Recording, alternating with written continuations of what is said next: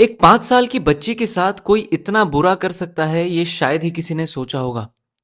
मध्य प्रदेश में एक कॉलोनी में एक बच्ची, उसके बड़े पापा और उसकी दादी एक घर में थे। जहाँ क्योंकि उसके जो फैमिली वाले थे वो बाहर गए हुए थे, जो पेरेंट्स थे, तो वो अपने बड़े पापा के यहाँ पर थी। अब वो पढ़ने के लिए बुक लेने अपने घर पर जाती है, जो जस्ट एक फ्लोर नीचे था, सीढ़ियाँ चढ़ के नीचे पहुँच सकती थी।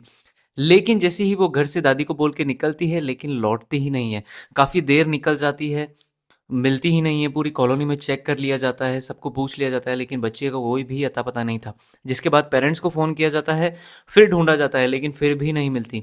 यहाँ पर अब पुलिस को फ़ोन किया जाता है। पुलिस सतर्क हो जाती है, क्योंकि 5 साल की बच्ची है, कहाँ गायब हो सकती है। पुलिस लगभग 100 लोगों की टीमें उसको, बच्ची को ढूंढने पे लग जाती है। सीसीटीवी वगैरह सब चेक किए जाते हैं।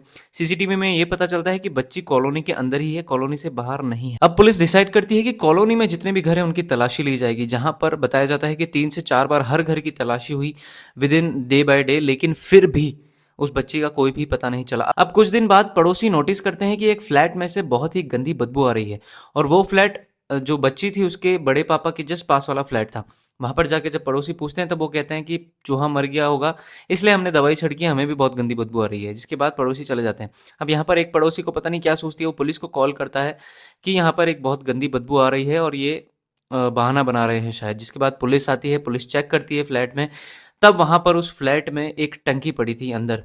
जब जाते हैं, पहले तो महिलाएं चेक करने नहीं देती, लेकिन बाद में जब पुलिस फोर्स करके अंदर घुसती है, तब वहां पर एक टंकी पड़ी हुई थी। उस टंकी के पास जैसे जैसे पुलिस जा रही थी, वैसे वैसे बदबू बढ़ती जा रही थी।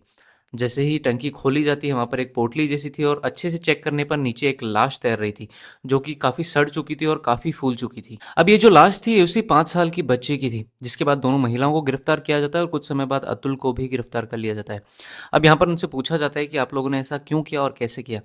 अब वहाँ जहाँ पर महिलाएं बताती है कि जब लड़की घर से बाहर निकली थी बुक लेने के लिए, उस टाइम म्यूनिसिपल कॉरपोरेशन के जो लोग थे, उनके द्वारा फॉगिंग की जा रही थी कॉलोनी के अंदर। जिसके बाद जो अतुल था, उसने फ़ायदा उठाया, उस बच्ची को बहला फुसला कर अपने घर ले गया, अपने रूम में ले जाकर बंद किया, उसके साथ आधे घंटे तक कंटिन्यू शोषण किया। उसके बाद उसका गला दबाकर उसे जान से मार दिया। अब जैसे ही ये मामला कोर्ट में जाता है, तो तीनों को सजा दी जाती है। जहाँ पर अतुल, जिसने रेप किया था, उसको फांसी की सजा दी जाती है लोअर कोर्ट द्वारा, और महिलाओं को 1-1 साल की जेल दी जाती है।